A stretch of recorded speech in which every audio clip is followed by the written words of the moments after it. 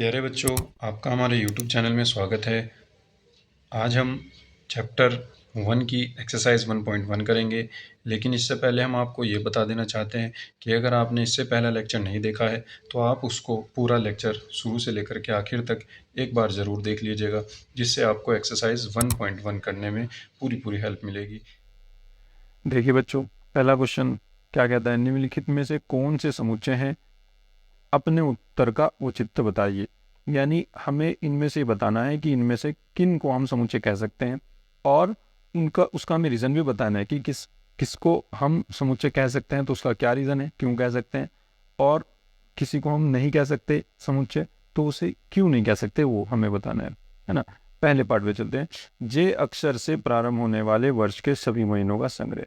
अब जे अक्षर से प्रारंभ होने वाले कौन से हैं माँ, है ना, महीने, जैसे जनवरी हो गया, जून हो गया, जुलाई हो गया, ये सुपरिभाषित है ना।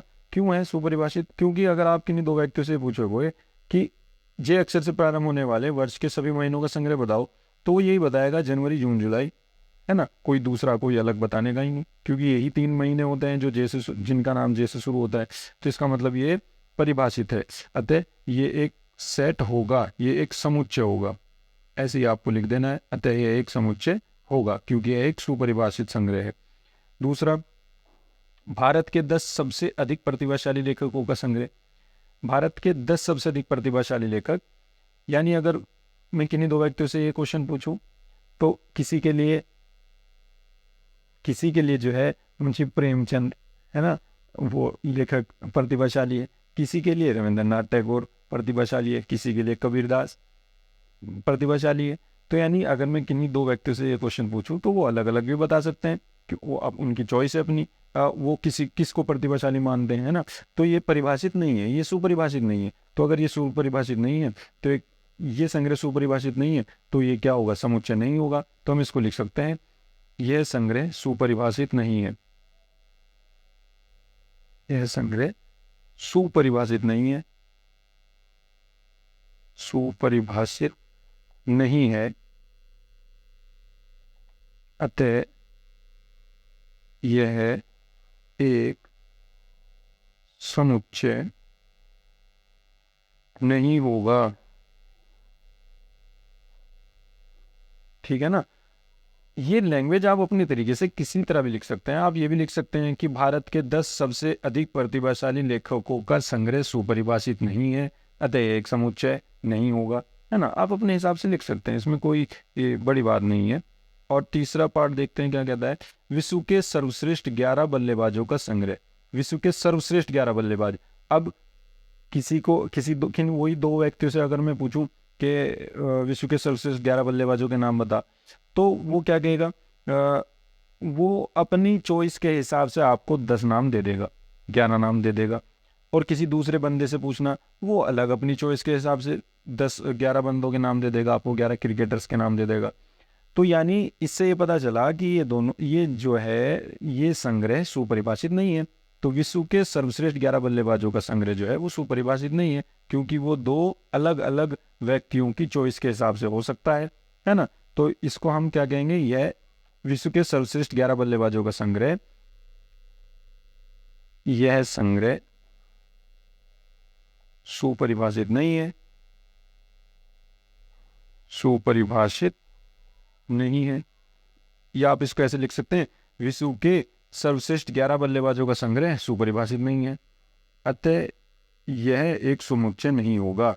सेम ऐसे ही लिख दो, यह एक समुच्चय नहीं होगा। अब फोर्थ पार्ट पे चलते हैं। फोर्थ पार्ट क्या कहता है कि आपकी कक्षा के सभी बालकों का संग्रह।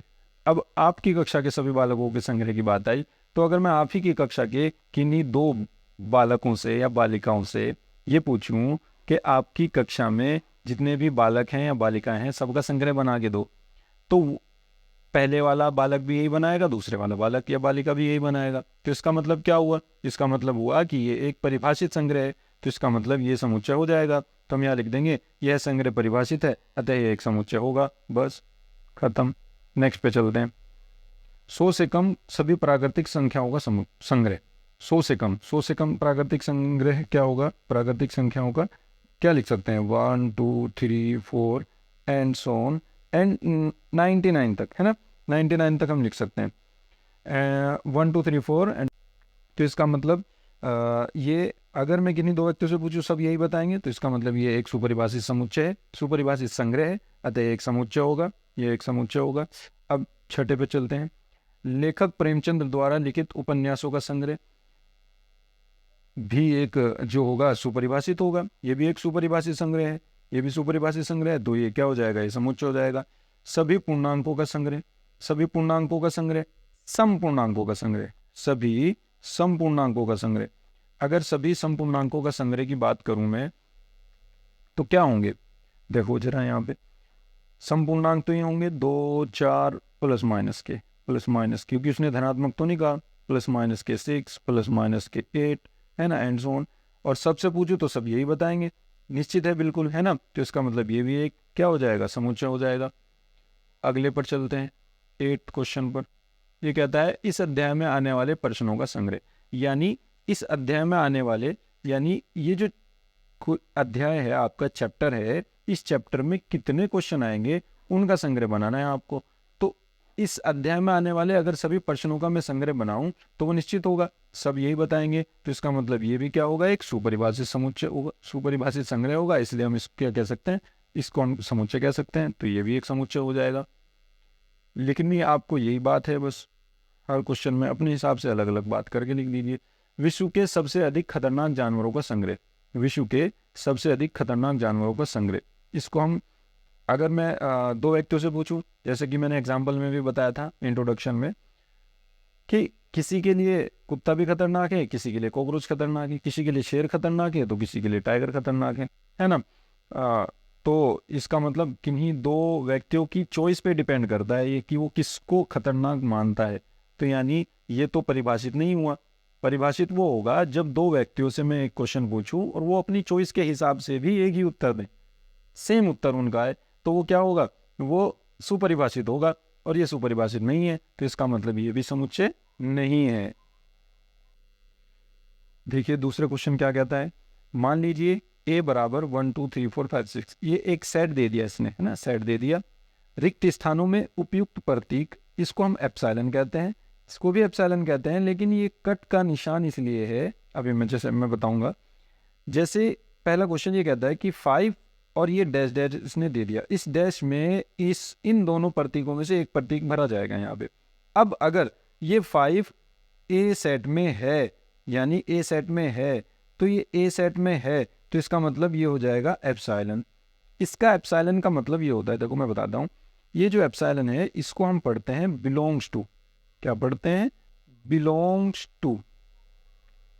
और जो ये एप्सिलॉन कट होता है इसको हम पढ़ते हैं डज नॉट बिलोंग्स टू,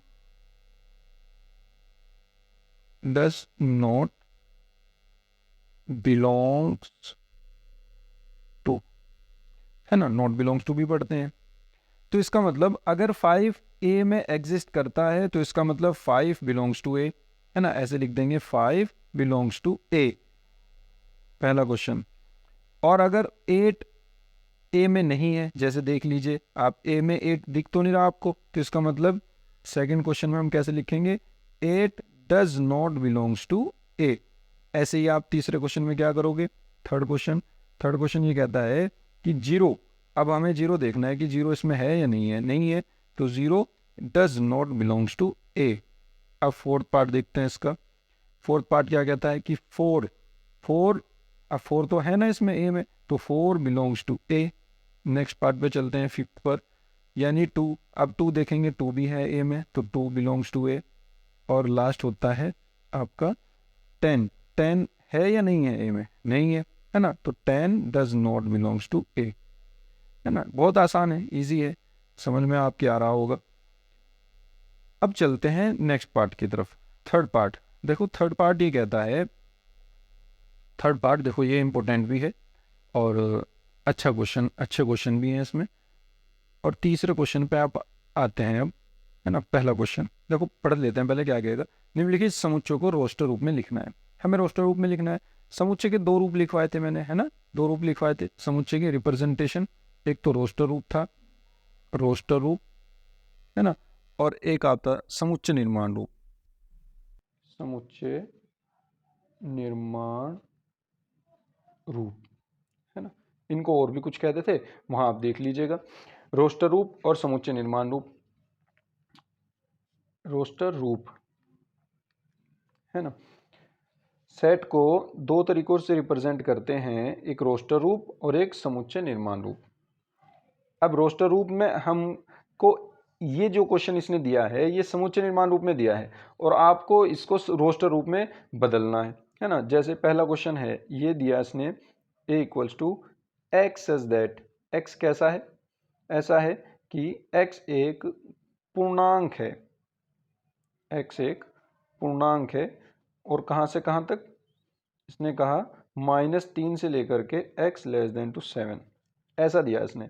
तो आप इसको रोस्टर रूप में कैसे लिख सकते हैं, आप इसको रोस्टर रूप में ऐसे लिख सकते हैं, देखो आप इसको रोस्टर रूप में ऐसे लिख सकते हैं, ब्रैकेट लगाया, पूर्णांक लिखने हैं और इन दोनों नंबर्स के बीच के पूर्णांक लिखने हैं, क्योंकि ये लेस देन है। अगर यहाँ इक्वल का साइन भी होता तो -3 भी ले लेते, लेकिन अब यहाँ इक्वल का साइन नहीं है, सिर्फ sorry -3 less than two x है, इसका मतलब -3 से बड़े नंबर जितने भी होंगे, x ग्रेटर है ना -3 से, जो जितने भी होंगे, -2 होगा, -1 होगा, 0 होगा, 1 होगा, 2 होगा, 3 होगा, 4 होगा, 5 होगा, 6 होगा, बस।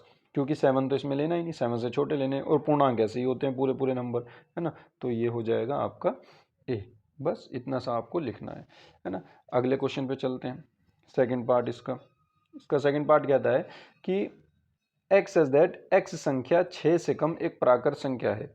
अब 6 से कम एक प्राकृत संख्या है, 6 से कम प्राकृत संख्या कौन कौन सी होती है। सबसे पहले आप ये देखो कि प्राकृत संख्या का सेट होता क्या है। प्राकृत संख्या का सेट ये होता है 1 2 3 4 एंड सो ऑन, ऐसे करके चलती है प्राकृत संख्याएं, है ना। तो अब यहाँ 6 से कम प्राकृत संख्या बतानी है हमें, 6 से कम एक प्राकृत संख्या है, तो 6 से कम सारी जितनी भी होंगी वो लिख दो, 1 2 3 4 5, बस 6 से कम लिख दिया आपने, ये आंसर हो गया, इसका ये आंसर था। नेक्स्ट पार्ट पर चलते हैं, थर्ड पार्ट पर। थर्ड कहता है कि x एज दैट x दो अंकों की ऐसी प्राकृत संख्या है जिसके अंकों का योगफल 8 है। अब x दो अंकों की ऐसी प्राकृत संख्या है जिसके अंकों का योगफल 8 होना चाहिए, हमें ऐसे नंबर्स इसमें लिखने हैं। तो आप देखो जरा, सबसे पहले हम कहाँ से शुरुआत करेंगे, 17 से शुरुआत करेंगे, उसके अंकों का योगफल 8 भी तो होना चाहिए ना। जैसे मैंने 17 से शुरुआत करी तो 1 और 7 कितने हो जाएंगे, 8 हो जाएगा अगर मैं इनको जोड़ूंगा, क्योंकि उसने अंकों का योगफल 8 कहा है। दूसरा देखो, अब 20 से आगे वाले में 2 के साथ कितना लगाऊं कि 8 हो जाए, 2 के साथ में 5 लगाऊं, नहीं 7, 2 के साथ में 6 लगाऊंगा, 2 के साथ 6 लगाने पर ये क्या बन जाएगा, इनका योगफल 8 हो जाएगा, तो ये नंबर आ जाएगा। 3 के साथ क्या लगाऊंगा, 3 के साथ में लगाऊंगा 5, तब ये 8 हो जाएगा। 4 के साथ क्या लगाऊंगा, 4 के साथ में लगाऊंगा 4, तब ये 8 हो जाएगा। 5 के साथ क्या लगाऊंगा, 5 के साथ 3 लगा दूंगा, और 6 के साथ 2 लगा दूंगा, 7 के साथ 1 लगा दूंगा, 8 के साथ 0 लगा दूंगा। ये तो 2 अंकों का हो जाएगा, लेकिन अगर मैं इसमें 0 और 8 लिखना चाहूँ ये नहीं होगा, क्योंकि ये 2 अंकों का है ही नहीं, ये तो एक ही अंक का है, 2 अंकों का 80 है ना, ये भी आ जाएगा इसमें। तो अब देख लीजिए ये सारे अंक इसमें आ जाएंगे, क्योंकि इनके अंकों का योग जो है 8 आएगा। 7 और 1 8, 6 2 8, 5 और 3 8, 4 और 4 8, 3 और 5 8, 2 और 6 8, 1 और 7 8, 0 और 8 8, है ना। ये सब इनका योग क्या हो जाएगा, 8 हो जाएगा। समझ में आ गया। अब चलते हैं चौथे पार्ट की तरफ। चौथा पार्ट क्या है देखते हैं। x एक अभाज्य संख्या है जो 60 की भाजक है। x एक अभाज्य संख्या है जो 60 की भाजक है, यानी जो 60 को काट देती हो, है ना, और अभाज्य भी हो। तो यानी एक तरीके से आपको 60 के यहाँ पे फैक्टर्स लिखने हैं, और वो भी अभाज्य संख्या, उन फैक्टर्स में भी जो अभाज्य हैं उनको लिखना है। अभाज्य कौन से होते हैं, जो सिर्फ 1 से कटें और अपने आप से कटें, है ना, जो 1 से कट जाएं और 1 से कट जाएं और अपने आप से कट जाएं, वो अभाज्य संख्या होती है। तो जैसे मैं लिख देता हूँ, देखो 60 का आप अगर एलसीएम लोगे तो आपको एलसीएम लेकर के तो नहीं पता चलेगा ये, है ना, देख लेते हैं ऐसे ही। देखो आपको 2 काट देगा 60 को 2 काट देगा, तो इसका मतलब 60 भी एक, और 2 अभाज्य संख्या भी है तो इसका मतलब 2 आ जाएगा इसमें, और फिर 3 भी काट देगा 3 भी आ जाएगा, 5 भी काट देगा 5 भी आ जाएगा। अभाज्य तो यही है ना। अगला अभाज्य 7 है, 7 इसको काट नहीं सकता। उससे अगला है 11, 11 नहीं इसको काट सकता। फिर 13, 13 नहीं इसको काट सकता। फिर 14, 15, 15 अभाज्य भी नहीं है। 16, 17, 17 नहीं काट सकता। 18, 19, 20 नहीं, 21, 22 नहीं, 23, 23 भी नहीं काट सकता। 24, 25, 26, 27, 28, 29, 30। आगे एक भी नंबर आपको ऐसा नहीं मिलेगा जो 60 को काट सकता हो और अभाज्य भी हो। तो यानी इसका मतलब ये 3 नंबर इसमें आ जाएंगे, 2, 3 और 5, ये अभाज्य भी हैं और 60 को काट भी देते हैं। तो इसका मतलब ये आंसर हो जाएगा बस, ठीक है ना। आगे चलते हैं 5वें क्वेश्चन पर। 5वां क्वेश्चन कहता है कि ट्रिग्नोमेट्री शब्द के सभी अक्षरों का समुच्चय बनाना है। तो ट्रिग्नोमेट्री के सभी अक्षरों का समुच्चय आप बना दो। बस आपको ये ध्यान रखना है कि एक जो अल्फ़ाबेट है वो दोबारा नहीं आना चाहिए, ठीक है ना। आपको अलग अलग अल्फ़ाबेट्स इसमें लिखने हैं, TRIGON। अब देखो ओ पहले आ चुका था तो अब ओ दोबारा नहीं लिखेंगे। अब उसके बाद M लिख दीजिए, E लिख दीजिए, T लिख चुके हैं वो नहीं आएगा, R लिख चुके हैं वो नहीं आएगा, Y लिख दीजिए। बस ये आपका ट्रिग्नोमेट्री का समुच्चय बन गया। इसी तरह 6 क्या कहता है, F। बैटर शब्द के सभी अक्षरों का समुच्चय बनाओ। तो बैटर का भी बना सकते हैं हम, जैसे B लिख दिया, E लिख दिया, T को एक बार लिख दिया, E पहले आ चुका तो R लिख देंगे बस यहाँ, तो ये आ जाएगा बैटर का, ठीक है ना। तो ये क्या बन जाएगा, ये बैटर बन जाएगा। तो ये रोस्टर रूप का लिखने का तरीका है। रोस्टर रूप को आप ऐसे लिख सकते हैं, है ना। चलो अब चलते हैं 4th क्वेश्चन की तरफ। इसमें कहता है कि निम्नलिखित समुच्चय को समुच्चय निर्माण रूप में व्यक्त कीजिए। यानी अब आपको रोस्टर रूप दे रखा है और आपको समुच्चय निर्माण रूप बनाना है ना। समुच्चय निर्माण रूप बनाना है। देखिए कैसे चलेगा।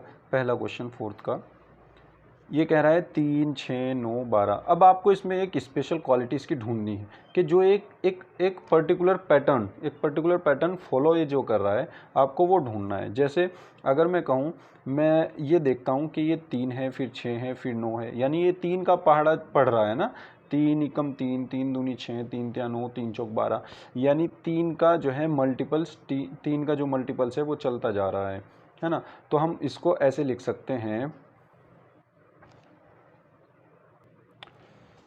इसमें आपको एक स्पेशल क्वालिटी ढूंढनी पड़ेगी, विशेष गुण ढूंढना पड़ेगा।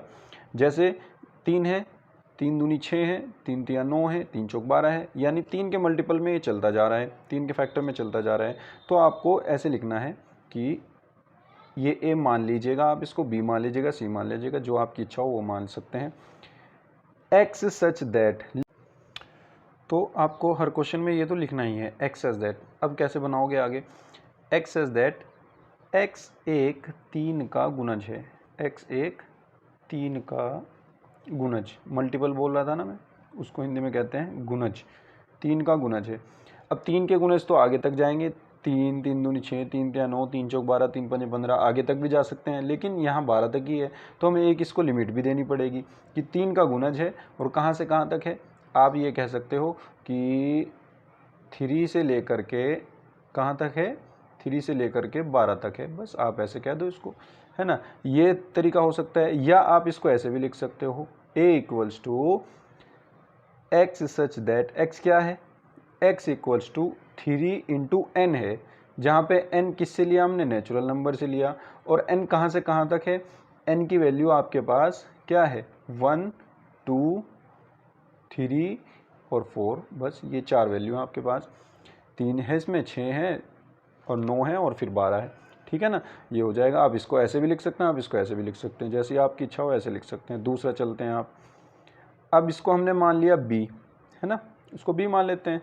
2, 4, 8, 16, 32, यानी ये भी एक स्पेशल पैटर्न फॉलो कर रहा है ना। जैसे 2 आ गया, फिर 2 की पावर 2 4 आ गया, फिर 2 की पावर 3 8 आ गया, फिर 2 की पावर 4 16 आ गया, फिर 2 की पावर 5 32 आ गया। यानी हम इसको ऐसे लिख सकते हैं, x such that x equals to 2 raise to the power n, x बराबर 2 की पावर n, जहाँ n हमने वो भी नेचुरल नंबर से ही लिया, और कहाँ तक लिया, n की वैल्यू 1 आ गई, 2 आ गई, 3 आ गई, 4 आ गई और 5 भी आ गई, बस यहाँ पे ऐसे लिख दो, ठीक है ना। n की वैल्यू बारी बारी, आपने एक बार 1 रखी तो 2 आ जाएगा, 2 रखी तो 4 आ जाएगा, 3 n की वैल्यू 3 रखी तो 8 आ जाएगा, 4 रखी तो 16 आ जाएगा और 5 रखी तो 32 आ जाएगा, है ना। समझ गए होंगे आप। अब तीसरा क्वेश्चन पे चलते हैं।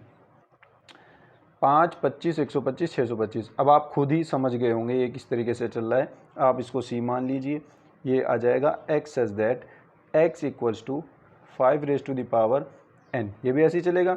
n की वैल्यू नेचुरल नंबर से ले रहे, नेचुरल नंबर से इसलिए ले रहे क्योंकि 1, 2, 3 नेचुरल नंबर में आते हैं, है ना, इसलिए हम नेचुरल नंबर बता रहे हैं इसको। आप डायरेक्ट ये भी लिख सकते हैं n इक्वल्स टू 1, 2, 3, 4, 5, ठीक है ना, इसमें ये भी लिखने की ज़रूरत नहीं है ना। आप ऐसे भी लिख सकते हैं, आप ऐसे भी लिख सकते हैं n belongs to n, natural number आ गया, और उसके बाद ये कितनी वैल्यू है 5, 1, 5 की पावर 2 तो 25 हो जाएगा, 5 की पावर 3 तो 125, 5 की पावर 4 तो 625, यानी n की वैल्यू जो है वो 4 से छोटी है, तो आप ऐसे लिख दो n less than equals to 4, आप ऐसे भी लिख सकते हैं, है ना, तब भी हो जाएगा, या n बराबर 1, 2, 3, 4 आप ये लिख दो तब भी चल जाएगा, कोई दिक्कत वाली बात नहीं है ना। अब चलते हैं 4 के पास, इसको हम d मान लेते हैं, d तो क्या आ जाएगा x सच दैट 2, 4, 6, 8, 10, यानी एक स्पेशल पैटर्न फॉलो कर रहा है। ये क्या आ रहे हैं, इवन नंबर्स आ रहे हैं, तो आप ऐसे लिख सकते हो x एक सम संख्या है, या आप ऐसे भी लिख सकते हो x इक्वल्स टू 2n, आप ऐसे लिख लो x एक सम संख्या है ना। कहाँ से कहाँ तक है, जो 2 से 2 है और 2 से बड़ी है और हमेशा बड़ी ही है, तो आप इसको ऐसे लिख सकते हैं x is greater than equals to 2, बस ये लिख दो आप, x एक सम संख्या है। और ये आप इसको ऐसे भी लिख सकते हैं d equals to x such that 2 into x equals to 2 into n, है ना। अब आप यहाँ n की वैल्यू चेंज करते जाओ, 1, 2 रखोगे तो ऐसे ही ये इवन नंबर आते चले जाएंगे इसमें, तो हम क्या कहेंगे कि n जो है वो नेचुरल नंबर से है, और बस आप n belongs to natural number लिख दो, हो गया काम इसका, क्योंकि ये तो चलता ही जा रहा है, इन्फिनिटी तक जाएगा, है ना। डॉट डॉट डॉट, इस डॉट डॉट डॉट का मतलब है ये आगे भी ऐसे ही चल रहा है ना। अब आते हैं 5th क्वेश्चन के पास, इसको e मान लेते हैं। ये क्या कह रहा है 1, 4, 9 एंड अप टू 100 तक, है ना। अब ये कैसे है, देखो इसको ऐसे भी लिख सकते हैं 1 की पावर 1, 2 की पावर 2 4 हो जाएगा, 3 की पावर 3 नहीं 1 स्क्वायर, 2 स्क्वायर, 3 स्क्वायर, 4 स्क्वायर, है ना। हम इसको ऐसे भी लिख सकते हैं 1 स्क्वायर 1 आ गया, 2 स्क्वायर 2 आ गया, 3 स्क्वायर 9 आ गया, 4 स्क्वायर 16 आ जाएगा, इसी तरह 10 स्क्वायर 100 आ गया। तो यानी हम इसको ऐसे कर सकते हैं x such that x raise to the power 2, यानी x स्क्वायर, यहाँ पे x स्क्वायर है ये, या आप इसको ऐसे लिख दो x equals to n square, ऐसे भी लिख सकते हैं। और n कहाँ से लिया हमने, नेचुरल नंबर से लिया, नेचुरल नंबर से लिया, और कहाँ 10 से छोटा है, क्योंकि 10 से ऊपर जा नहीं सकते, अगर हम यहाँ 10 रखेंगे 100 आ जाएगा, अगर 11 रखेंगे तो फिर वो 121 आ जाएगा, वो इसमें है नहीं, 100 तक ही है, तो इसलिए हम क्या लिखेंगे n की वैल्यू जो है वो लेस देन इक्वल्स टू 10 है, यानी 10 से छोटी है बस, ठीक है ना, नेचुरल नंबर से और 10 से छोटी है, इसका मतलब वो 1 से लेकर के 10 तक वैल्यू रखेंगे तो इसमें x की वैल्यू मिलती चली जाएगी। आप ऐसे भी लिख सकते हैं इसको, तो समझ गए होंगे आप, है ना। तो अब चलते हैं 5वें क्वेश्चन की तरफ। ये कहता है कि निम्नलिखित समुच्चयों के सभी अवयवों यानी सदस्यों को सूचीबद्ध कीजिए। सूचीबद्ध होता है रोस्टर रूप, है ना, रोस्टर रूप को सूचीबद्ध रूप भी कहते हैं, तो यानी आपको इनको रोस्टर रूप में लिखना है ना। तो 5वें का पहला पार्ट देखते हैं, 5 का फर्स्ट पार्ट क्या हो जाएगा a इक्वल्स टू, इसने कहा कि x सच दैट x एक विषम प्राकृत संख्या है, विषम प्राकृत संख्या है, तो इसका मतलब क्या चलेगी, विषम प्राकृत संख्या 1, 3, 5, 7 डॉट डॉट डॉट, इसने कोई लिमिट ही नहीं दी, है ना, इसलिए ये इन्फिनिटी तक जाएगा, बस ये चलता रहेगा, ठीक है ना। और ये विषम भी है, और प्राकृत संख्या 1 से शुरू होती है, इसलिए हमने 1 से शुरू ली इसको, है ना, 1 से ही ली, ठीक है ना, हो जाएगा। दूसरा क्वेश्चन बी पार्ट, बी क्या कहता है, x सच दैट x एक पूर्णांक है, -1/2 से 9/2, 9/2 के बीच का है एक पूर्णांक ही, यानी इनके बीच में जितने भी पूर्ण अंक आ रहे हों वो हमें लिखना है ना। देखो -1/2 का मतलब क्या है, लगभग माइनस के लगभग क्या, माइनस के 0.5 है, और लेस देन टू x और लेस देन टू 9/2 का मतलब है 4.5, यानी इनके बीच के नंबर कितने हो जाएंगे? इनके बीच के नंबर जो होंगे देखो वो हम ये लिख सकते हैं, इसके बाद जो इसके बड़ा जो नंबर आएगा वो 0 आएगा, ठीक है ना, 0 आ गया, 1 आ गया, 2 आ गया, 3 आ गया, 4 आ गया, बस ये पूर्णांक हैं सारे, है ना। 0 भी ले लेंगे क्योंकि ये पूर्णांक है ना, इनके बीच के पूर्णांक लेने हैं हमें। तो ये हो गया तीसरा। पूर्णांक कौन से होते हैं अगर आपको बताओ तो पूर्णांक के लिए मैं आपको बता दूं, z से डिनोट करते हैं और पूर्णांक ये होते हैं 0 प्लस माइनस 1, यानी प्लस का भी 1 और माइनस का भी 1, और प्लस माइनस के 2, प्लस माइनस के 3 and up two plus minus के इन्फिनिटी तक चलते हैं। ये इधर प्लस इन्फिनिटी उधर माइनस इन्फिनिटी, लेकिन होंगे पूरे पूरे ही, है ना, पूर्णांक होंगे। थर्ड पे चलते हैं, सी क्या कहता है? C equals to x is that, x एक पूर्णांक है और x square less than equal to 4 है। ये कह रहा है कि एक्स एक पूर्णांक है और उसमें ये कंडीशन लगा करके सेटिस्फाई करना चाहिए कि x square less than to 4 हो। देखो अब जैसे इसने कह दिया कि x square less than equals to 4 है, तो अगर मैं इसमें पूर्णांक रखूँ, 0 रखूँ सबसे पहले, तो 0 इसको सेटिस्फाई करेगा, तो मैं x की वैल्यू 0 रख सकता हूँ, 0 स्क्वायर, तो मैं x की वैल्यू इसमें यहाँ 0 रख सकता हूँ, ठीक है। अब मैं यहाँ -1 रख दूँ या +1 रख दूँ, दोनों 4 से छोटे ही रहेंगे। देखो -1 का स्क्वायर क्या होता है? 1, लेस देन टू 4 होएगा, और अगर मैं 1 का स्क्वायर रखूँगा वो भी लेस देन टू 4 ही होगा, है ना। तो इसका मतलब मैं -1 भी रख सकता हूँ और +1 भी रख सकता हूँ, तो यानी प्लस माइनस के 1 आ गया। और आप इसमें 2 रख सकते हैं, यस 2 भी रख सकते हैं। अब 2 रख करके देखिए, 2 रखा, लेस देन इक्वल्स टू 4 आना चाहिए, क्या है ये less than equals to 4? Yes, 4 less than equals to 4, equals तो है ना, तो यानी आप प्लस के 2 तो ले सकते हैं और माइनस के 2 भी ले सकते हैं। अगर मैं यहाँ माइनस के 2 लगा का होल स्क्वायर करूँ तो वो भी 4 लेस देन टू 4 आ जाएगा, 4 इक्वल्स टू 4 आ जाएगा, सॉरी। तो ये प्लस माइनस के 2 भी इसमें आ जाएगा, ठीक है ना, तो ये इसका सेट बन जाएगा। आगे चलते हैं, 4 डी इक्वल्स टू क्या कहता है? X is that, x loyal शब्द का एक अक्षर है, लोयल शब्द का अक्षर है, तो बस इसके जो ये अल्फ़ाबेट्स हैं इनको अलग अलग करके लिख दीजिए, L O Y A, L दोबारा लिखना नहीं क्योंकि इसमें रिपीटेशन नहीं होनी चाहिए, ठीक है ना, तो ये आ जाएगा लोयल का। अब आगे चलते हैं, फिफ्थ पार्ट में देखते हैं। फिफ्थ पार्ट में ये कहता है कि ई एक्स इज दैट, एक्स वर्ष का एक ऐसा महीना है जिसमें 31 दिन नहीं होते हैं। तो ऐसे कौन से महीने होते हैं, है ना, देखिए फरवरी, अप्रैल, जून, सितंबर और नवंबर, ऐसे महीने हैं जिसमें 31 दिन नहीं होते। तो हम इसमें लिख देंगे, है ना, हम इसमें क्या लिख देंगे? फरवरी, अप्रैल,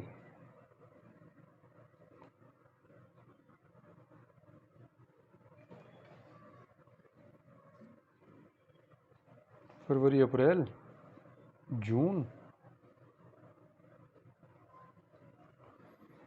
सितंबर और नवंबर,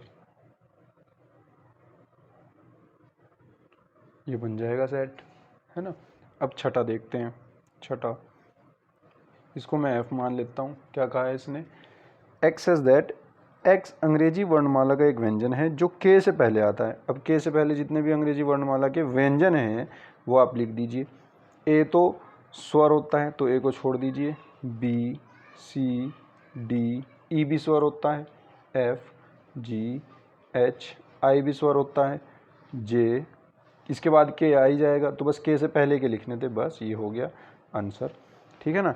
अब आपका 5वां क्वेश्चन कंप्लीट हो गया। अब चलते हैं छठे पार्ट की तरफ, है ना। इसने क्या कहा है?